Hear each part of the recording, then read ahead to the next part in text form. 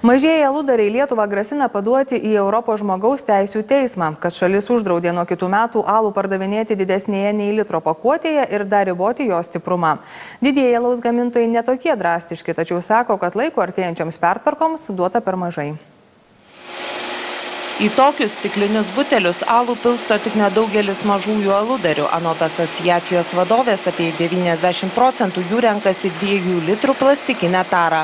Tačiau Seimui priėmus įstatymo pataisas nuo sausio 2-litrinių vadinamųjų bambalių nebeliks, be to ir alus juose turės būti nestipresnis kaip 7,5%. Visa tai sukėlė tikrą galvos skausmą mažiesiems aludariams. Esą sumažinus alaus stiprumą gali nelikti tradicinių jo rūšių, o keisti alaus pakuočių linijas atsieis didžiulius pinigus.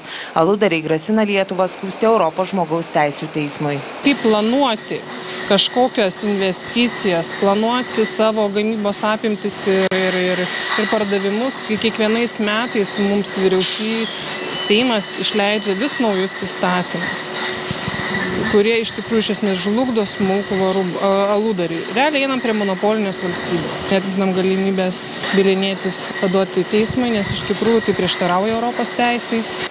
Būsimus nuostolius skaičiuoja ir didesni gamintojai. Esą mažės darbo našumas, brangs logistika, kai kuriems jų reikės keisti ne tik alaus, bet ir sidro pakuočių linijas. Investicijos buvo padarytos ir gana nemažos. Mūsų skaičiavimais turėtume prarasti apie 5 netgi milijonus. Kadangi tiesiog ta linija nebereikalingai, reikia daryti kitas investicijas.